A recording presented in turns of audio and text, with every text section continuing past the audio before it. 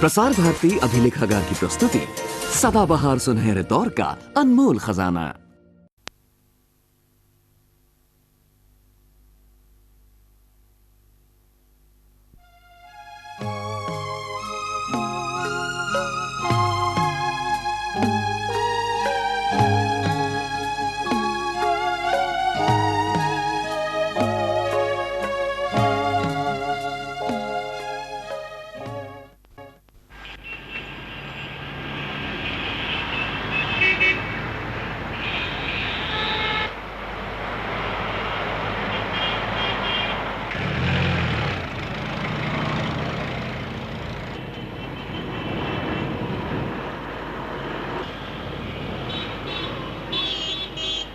किस्मत बहुतों को शहर ले आती है।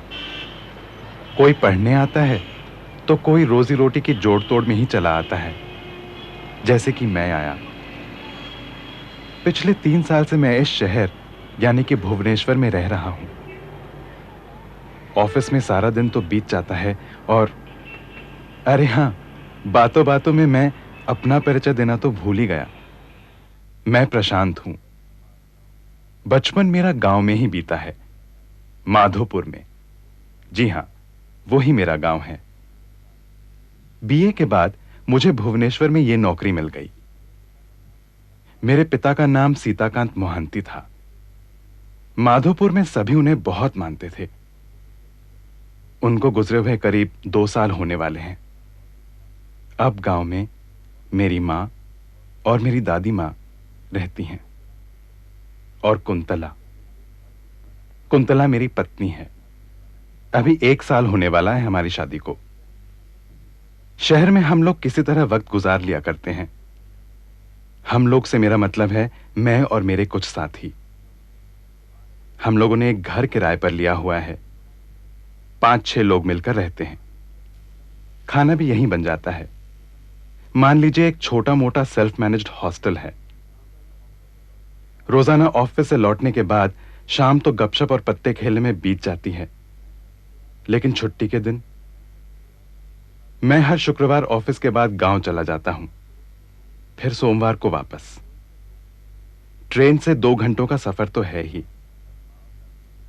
अब मां और दादी मां को छोड़कर ज्यादा दिन रहा तो नहीं जाता है, और फिर कुंतला भी तो है। असल में बात यह है कि वे लोग मुझे बिना देखे इतने दिन रह भी नहीं सकते हैं। उनका अपना तो और कोई है नहीं। दादी मां की उम्र काफी हो चुकी है। उनकी तबीयत का क्या भरोसा। पिताजी के बाद मां भी अकेलापन महसूस करने लगी है।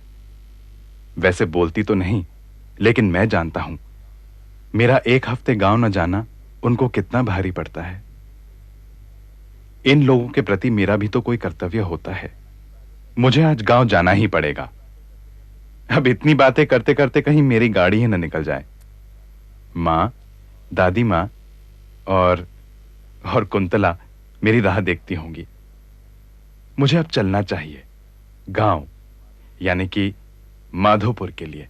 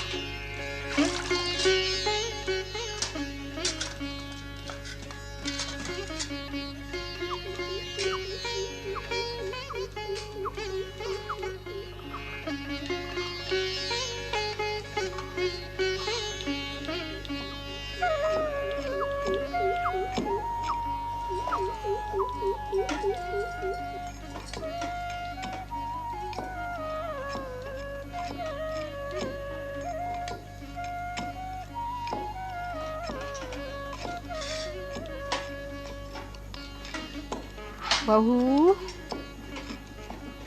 बहू। जी माँ जी। आज प्रशांत को आने का है ना? आना तो चाहिए। भुवनेश्वर जाते समय तो उसने यही कहा था। तब तो वो जरूर आएगा। अभी अभी मैंने गाड़ी की आवाज सुनी है। इस समय तो भुवनेश्वर वाली गाड़ी ही आती है ना? इस समय तो केवल वही गाड़ी आती है। वही होगी। कुंतला क्या कर रही है? रसोई में काम कर रही है। आपको कुछ चाहिए था क्या? हाँ, एक कप चाय।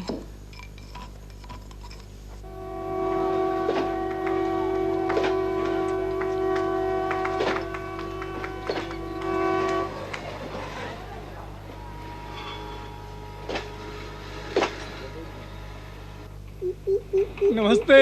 नमस्ते बाबूजी। अरे समाई, कैसे हो तुम भाई? बहुत दिनों बाद दिखे। किसी तरह जिंदा हूँ बाबूजी। जब से यहाँ इसमें बस चलनी शुरू हुई है, रिक्शे की कमाई में अब पहले वाली बात कहाँ। अरे समाई, जरा संभल के। ये मेरे बाबूजी की तस्वीर है। लाओ।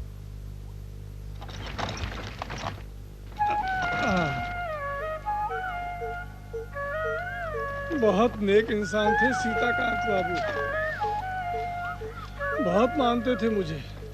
एक बार जब मेरा हाथ बहुत तंग था तो रिक्शे का टायर खरीदने के लिए उन्होंने ही मुझे पैसा दिया था। उनकी मौत को करीब 2 साल हो रहे हैं, पर आज भी मैं क्या, सारा गांव उन्हें याद करता है। बहुत ही दयालु थे आपके बाबूजी। अरे प्रशांत, आज शुक्रवार है क्या? नहीं बाबा, आज शनिवार है। क्या मैं शुक्रवार को छोड़कर और किसी दिन गांव नहीं आ सकता? आ तो जरूर सकते हो, पर जब भी आते हो शुक्रवार शाम को ही। तुम्हें गांव में आता देखकर कोई भी ये जान सकता है कि आज शुक्रवार है। खैर, क्या करूं, कोई काम पड़ गया था। ये बहस छोड़ो, घर में सब कैसे हैं? हाँ, सब ठीक ठाक ही हैं। बस एक ही परेशानी है, मालती की शादी। माँ बहुत चिंतित रहती हैं। अरे हाँ, मालती के लिए मेरे पास एक अच्छा प्रस्ताव है। अच्छा? तुम चलो, मैं थोड़ी देर में तुम्हारे घर आता हूँ। ठीक है, मैं चलता हूँ। तुम घर पे आना भूलना मत। नहीं भूलूंगा, भूलने का सवाल ही नहीं उठता है। मैं जल्दी आता हूँ। हाँ ठीक है। चलो समय।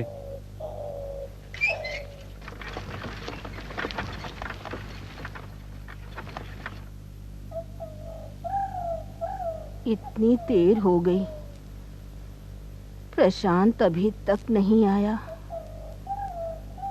कहीं ऐसा तो नहीं कि आज वो नहीं आएगा? अभी अभी तो गाड़ी आई है, वो आता ही होगा।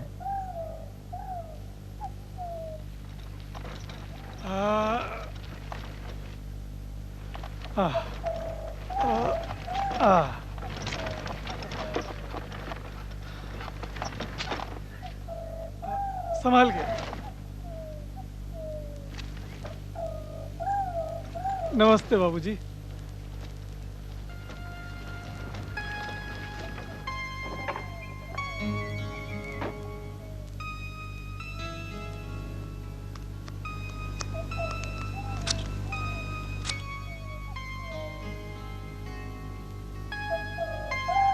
प्रणाम दादी माँ। खुश रहो। आने में इतनी देर क्यों लगा दी? क्या करूं, ट्रेन ही लेट थी। फिर रास्ते में रक्षित से भेंट हो गई, बातों में लग गया। अच्छा। कैसी हो माँ? अरे बस बस। माँ, इस तस्वीर को संभाल कर अंदर रख दो।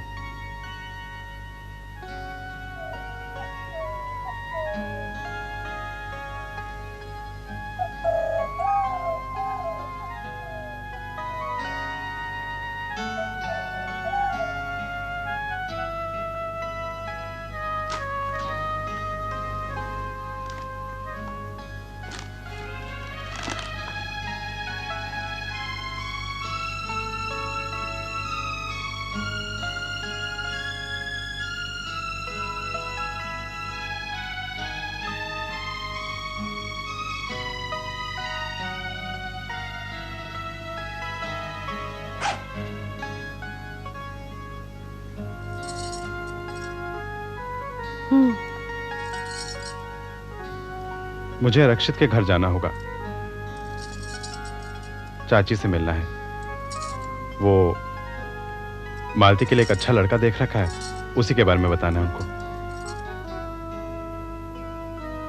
आप कल क्यों नहीं आए? क्यों?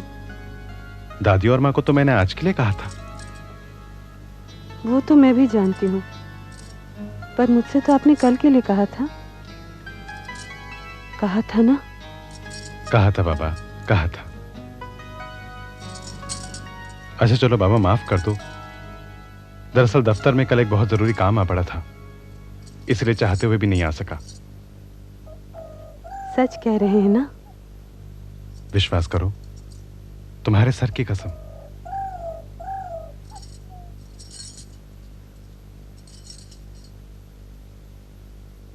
आइए माँ जी।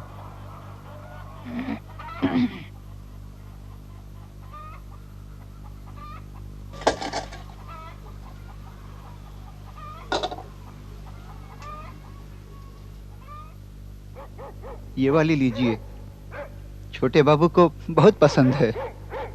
35 होते हैं, आप 30 दे दीजिए माँ जी।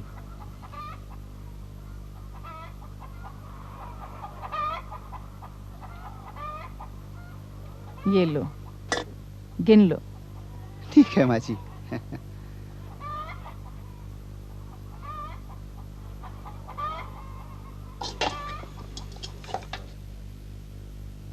चाची, लड़का असिस्टेंट इंजीनियर है, खानदान भी बहुत अच्छा है। देखो, तुम उनसे बात कर लो कि वे लोग यहाँ कब आ सकते हैं, या हमें उनके यहाँ कब जाना चाहिए। कुछ भी निर्णय करने के पहले वे लोग मालती को तो जरूर देखना चाहेंगे। खैर, तुम ही उनसे पूछ लो कि हम आगे क्या और कैसे करें। ठीक है, आप चिंता मत कीजिए, मैं उनसे सारी बातें तय करके आपको बता दूंगा। दहेज की बात साफ साफ कर लेना। तुम तो जानते ही हो कि हम लोग बहुत ज्यादा कुछ नहीं दे सकते। मुझे नहीं लगता वे ज्यादा कुछ मांगेंगे। ज्यादा से ज्यादा एक स्कूटर और छोटी मोटी दूसरी चीजें। लेकिन आप चिंता मत कीजिए, मैं सब देख लूंगा। जो भी हो, जरूरी सामान तो देना ही होगा। तो ठीक है, उसकी अभी से चिंता क्यों, पहले देखें तो कहते क्या है। जो भी हो, हमें ये लड़का हाथ से जाने नहीं देना चाहिए। और रहा सवाल दहेज का और बाकी चीज़ों का, तो जैसे भी हो मैं कहीं ना कहीं से व्यवस्था कर ही दूंगा।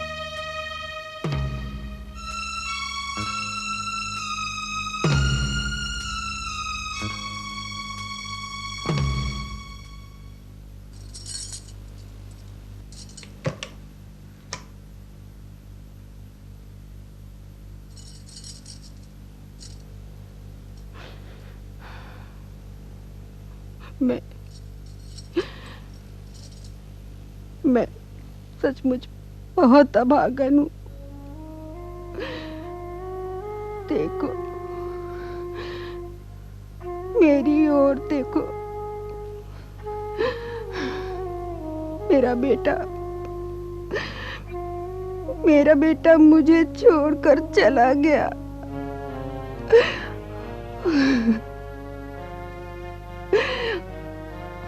और मैं इस धरती पर अभी तक जीवित हूँ।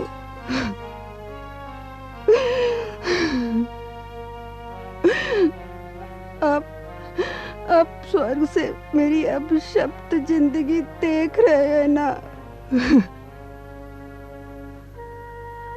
आप दोनों मुझे इस तरह अकेला छोड़कर अकेला क्यों छोड़ दिया?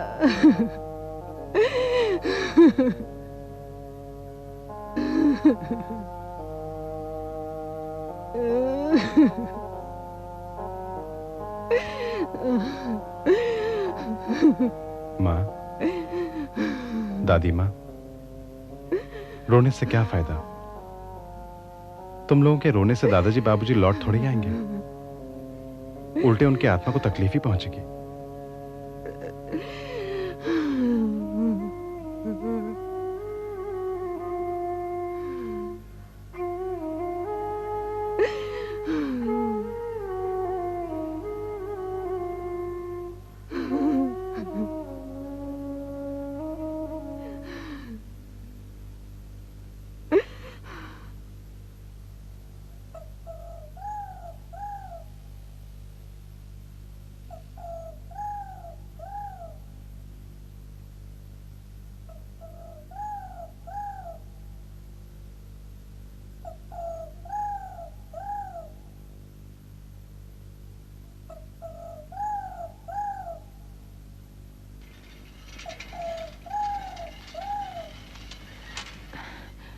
माफ करना कुणाल, तुम्हें इंतजार करना पड़ा। बहुत बुरा लगा ना। माँ गौरी चाची के यहाँ गई थी, घर में कोई नहीं था। क्या करती? तुम आज कॉलेज नहीं जाओगे क्या? तुम जाने दो तब ना। मैं तैयार होकर निकल ही रहा था कि बबलू ने आकर चुपके से कहा कि मालती दीदी तुमसे मिलना चाहती है। अच्छा बोलो तो क्या बात है? कई बार तो कह चुकी हूँ, लेकिन तुम कोई बात सीरियसली लेते ही नहीं। आज भैया प्रशांत भाई से बात कर रहे थे। क्या कह रहे थे? यही कि किसी भी दिन लड़के वाले मुझे देखने आ सकते हैं। कहीं बात आगे बढ़ गई तो? इतनी सी बात? तुम बेकार घबरा रही हो। हाँ, मैं घबरा रही हूँ। और तुम हो कि जैसे कोई चिंता ही नहीं। तुम नाराज क्यों होती हो? मैं सब संभाल लूंगा। कुछ दिनों में फाइनल एग्जाम खत्म हो जाएगा, बस उसके बाद अपनी माँ को सब कुछ बता दूंगा। माँ को? हाँ, माँ को। और कहूंगा कि वो जाकर तुम्हारी माँ से बात कर ले। और उससे पहले कुछ हो गया तो? जब होगा तब देखेंगे। अभी से क्यों रोने लगी? तुम्हें मुझ पर विश्वास नहीं है? वो तो है, पर डरती हूँ। भैया मानेंगे कि नहीं? कह सकते हैं कि लड़का नौकरी चाकरी नहीं करता। समय आने पर मैं सब निपट लूंगा। नौकरी नहीं है तो क्या हुआ? हमारे पास जमीन जायदाद तो है, किसी चीज की कमी नहीं है। वैसे पढ़ाई के बाद मैं कुछ ना कुछ करूंगा जरूर। ठीक है बाबा, जो तुम ठीक समझो वही करो। अब तुम जाओ, नहीं तो कहोगे मैं तुम्हें कॉलेज नहीं जाने देती। क्या ये झूठ है? धत। अच्छा मैं चलता हूँ।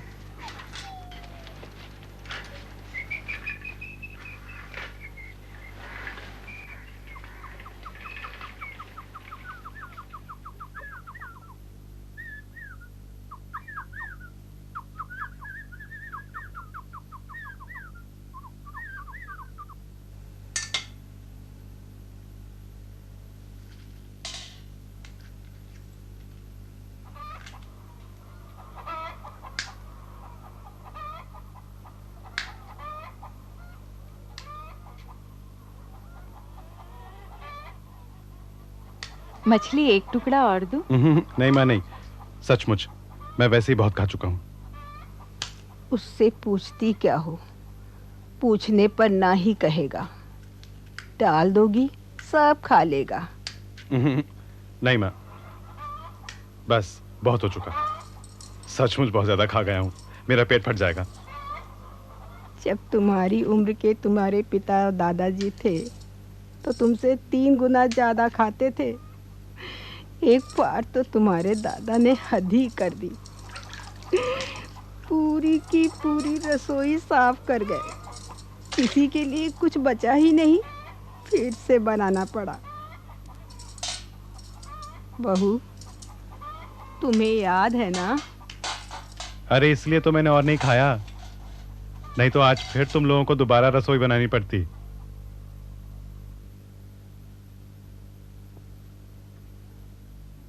देखो बेटा, हमें शादी के खर्च के लिए काफी पैसों की जरूरत होगी। तुम्हारे पिताजी पोस्ट ऑफिस में जमा तो कर गए हैं, पर उससे सारा खर्च पूरा नहीं हो पाएगा। गहने तो हैं, पर कपड़े बर्तन वगैरह खरीदने पड़ेंगे। मैं सोचती हूँ क्यों न हम तालाब के पास वाली जमीन ही बेच दें। पैसों की चिंता मत करो तुम, उसकी व्यवस्था मैं कर लूंगा। पहले शादी तय तो होने दो।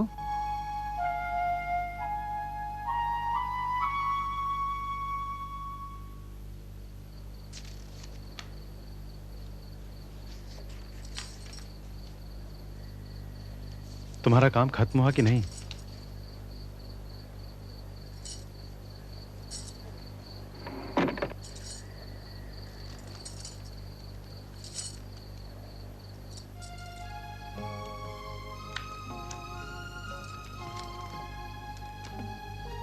मेरी चीज लाए हो?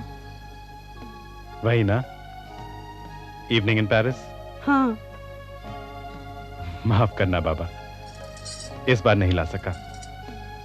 दरअसल दुकानदार के पास थी ही नहीं, लेकिन उसने वायदा किया है कि जल्दी ही मंगवा कर रखेगा। अगली बार आऊंगा तो लेकर आऊंगा। इस बार माफ किया, पर अगली बार नहीं करूंगी।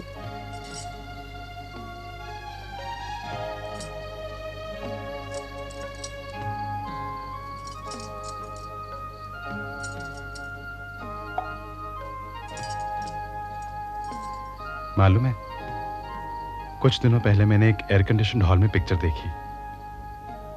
वहां तुम्हारी बहुत याद आ रही थी। Air condition? हाँ, एयर कंडीशन। वहां गर्मी में भी थोड़ी देर बाद ठंड लगने लगती है।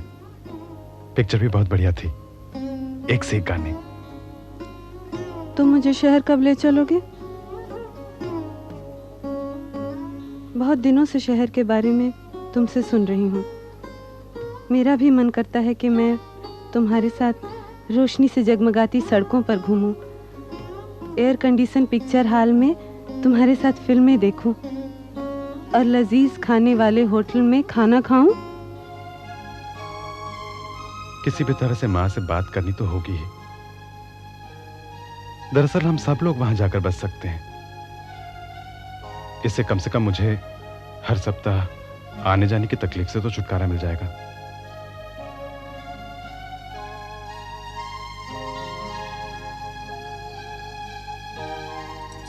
मुझे नहीं लगता कि माँ इसके लिए राजी होंगी। देखना पड़ेगा क्या हो सकता है। चलो सो जाओ, बहुत रात हो चुकी है। मुझे सुबह जल्दी उठना है।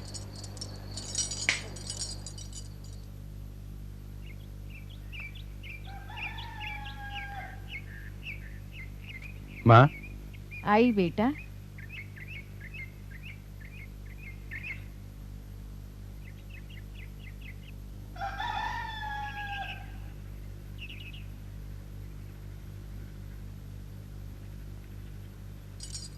अच्छा दादी माँ। खुश रहो बेटा, अपना ख्याल रखना। ठीक है।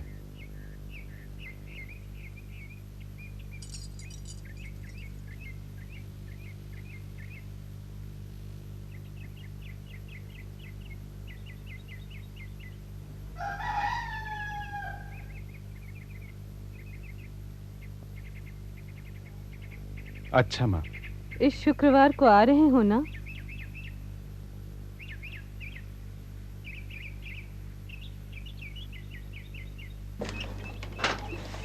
चलो।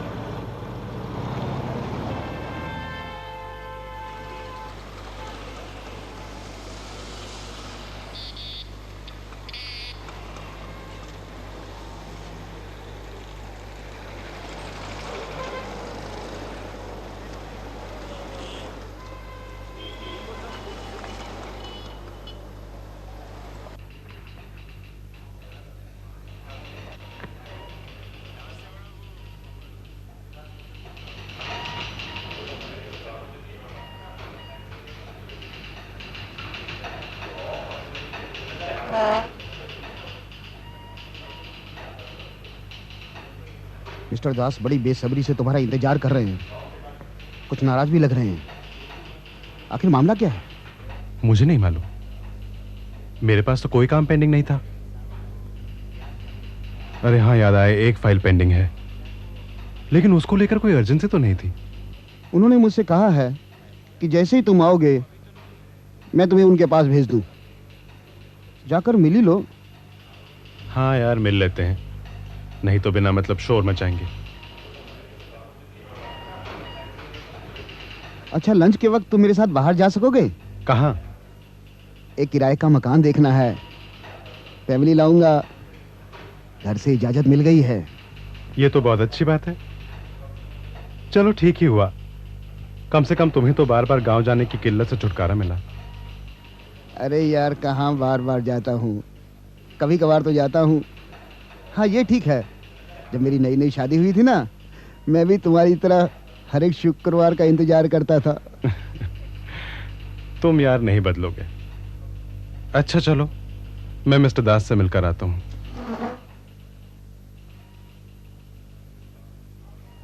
सर, आप मुझे खोज रहे थे? हाँ प्रशांत, तुम हर सोमवार को देर से आते हो, क्या समय से दफ्तर नहीं आ सकते? नहीं सर, वो दरअसल ट्रेन अक्सर लेट हो जाती है और स्टेशन से बस भी पकड़नी पड़ती है, इसलिए देर हो जाती है। प्रशांत, याद रखो, अगले सोमवार को 11 बजे से पहले प्रामाणिक साहब को ऑर्डर देना है।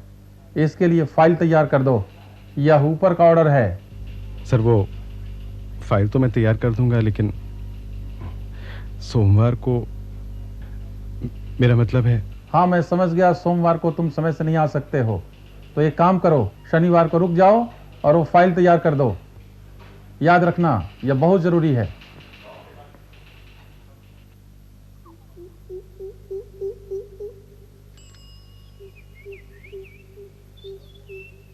चाची, ओ चाची। क्या बात है बेटा?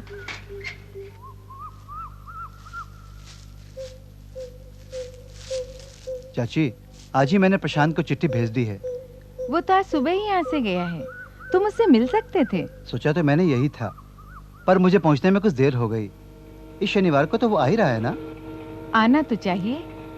वैसे ऐसी कौन सी आफत आ पड़ी कि तुम? प्रशांत ने शहर में मालती के लिए लड़का देखा है। माँ कह रही थी कि हमें उनकी जन्म पत्री मंगवाकर अपने गांव के ज्योतिषी गौरा बाबा को दिखलाना ही चाहिए। यहाँ से मालती की जन्म पत्री भी आज ही मैंने भेज दी है। तुम्हारी माँ ने ठीक ही कहा है, जन्म पत्र मिलाने में हर्ज ही क्या है, वो तो उन दोनों की भलाई के लिए है ना। ठीक कहती हैं आप। अच्छा चाची, अब मैं चलूं? अच्छा।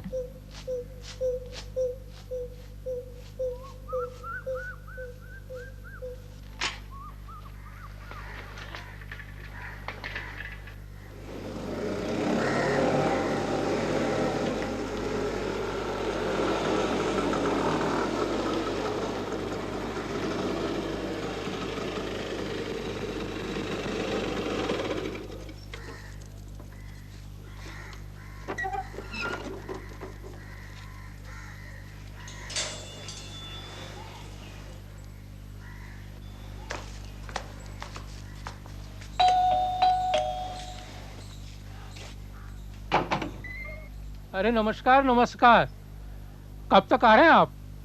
मैंने सफाई वफाई तो करवा दी है, कुछ फर्नीचर था मेरे पास, उसे भी आपके फ्लैट में लगवा दिया है। आप जब तक चाहें यूज कर सकते हैं। आइए देख लेते हैं अंदर, प्लीज कम। आइए आइए आइए। ये तो बहुत अच्छा है। हाँ ठीक है, कुछ फर्नीचर मैं खरीद लूंगा और कुछ गांव से ले आऊंगा। आपको और कुछ करवाना है इसमें? जी नहीं। अच्छा, बिजली का मीटर मेरा अलग से है ना कॉमन है? पूरे घर के लिए मीटर एक ही है। आपको बिजली के लिए 150 अलग से देना होगा। 150? ये तो लेकिन बहुत ज्यादा हो गया। ठीक है, 100 रुपये।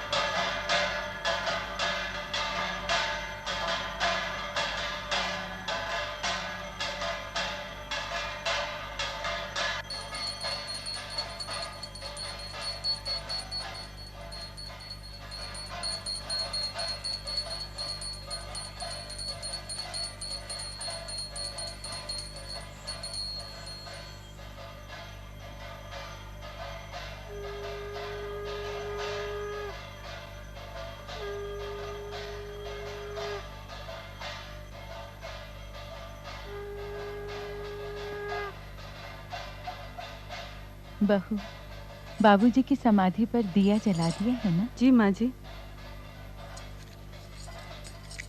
आप और दादी माँ चाय लेंगे? हाँ, पर माँ जी हैं कहाँ? वो ज़रूर ही समाधि के पास बैठी होंगी। मैं उन्हें बुला लाती हूँ।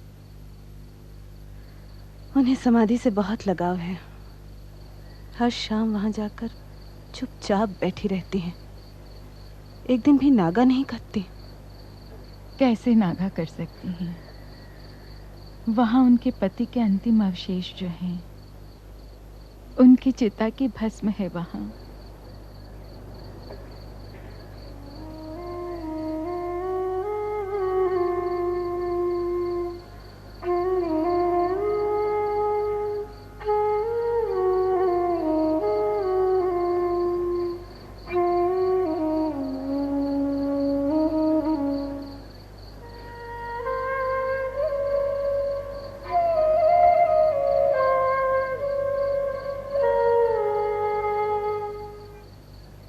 सोलह, 17, हाँ 18, हैं 19। पास, डबल। ठीक है। जमेगा इस बार। हाँ, अभी तो देखो क्या होता है।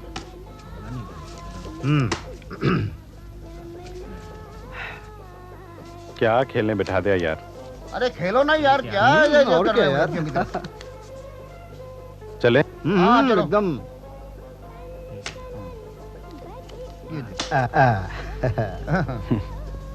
तो आप लोगों ने खेलना शुरू तू कर कहाँ था दिया यार? सॉरी भाई, मैं जरा लेट हो गया। यार तुम आ गए, मेरी जान बच गई। मुझे खेलने की इच्छा थी नहीं, इन लोगों ने जबरदस्ती बिठा दिया। लो पत्ते संभालो। बैठ यार, बैठ तू। मैं खेलता हूँ। ये लो। मेरे पास तो कुछ नहीं।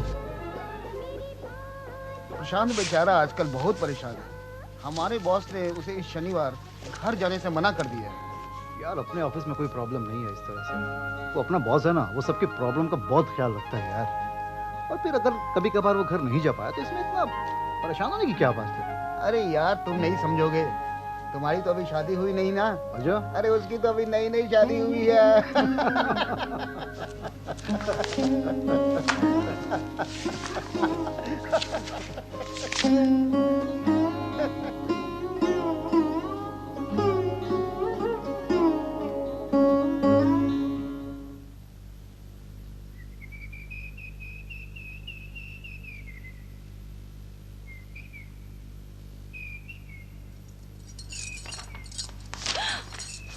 भाभी, आप क्या छुपाया जा रहा है?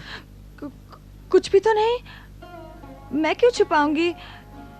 एक सहेली को। मालती, झूठ मत बोलो। तुम्हारा चेहरा बता रहा है कि तुम झूठ बोल रही हो। वो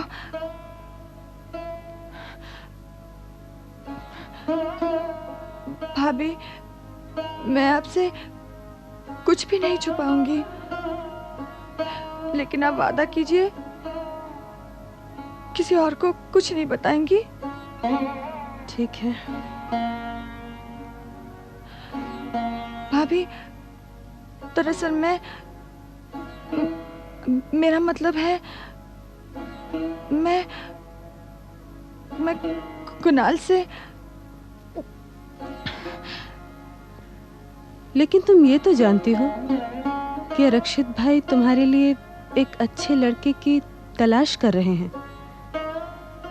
ये तुम्हारे लिए एक लड़के का प्रस्ताव भी लाए थे। वे कभी भी तुम्हें देखने आ सकते हैं। मैं सब जानती हूँ भाभी, लेकिन क्या करूं मैं इतना साहस नहीं जुटा पा रही हूँ कि उन्हें सब कुछ बता सकूं। मुझे पता है कि प्रशांत भाई मेरे लिए एक अच्छा प्रस्ताव लाएंगे। भाभी, तुम ही मेरी मदद करो ना। लेकिन मैं क्या कर सकती हूँ? पहल तो तुम्हें करनी पड़ेगी ना। मैं जानती हूँ कि कुणाल एक अच्छा लड़का है और अपनी पढ़ाई पूरी करने के बाद एक अच्छी नौकरी भी पालेगा। ठीक है, मैं उनसे बात करती हूँ। हो सकता है वे तुम्हारे माँ और भाई को राजी करा लें। देखो, तुम अपना दिल छोटा मत करो। भाभी,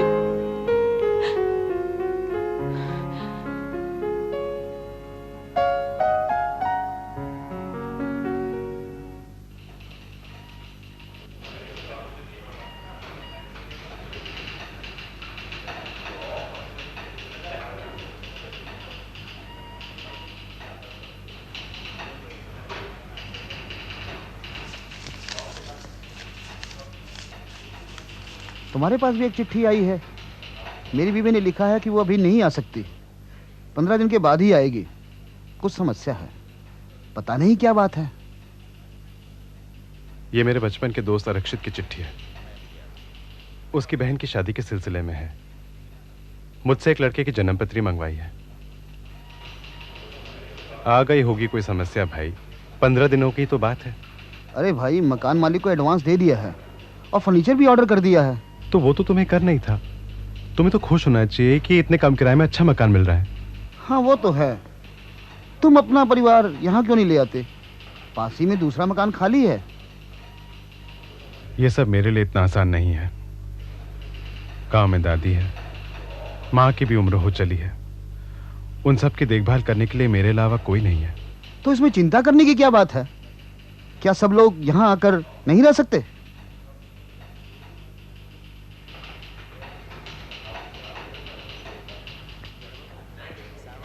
ये सब उतना आसान नहीं जितना तुम समझ रहे हो।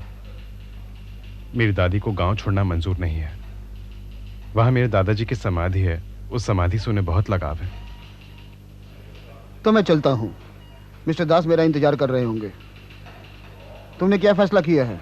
तुम शनिवार गांव जा रहे हो या नहीं? नहीं, अगर चला गया और सोमवार को वक्त से नहीं पहुंच पाया तो मिस्टर दास नाराज होंगे। मैंने मौरी से कह दिया कि घर पर संदेशा दे दो।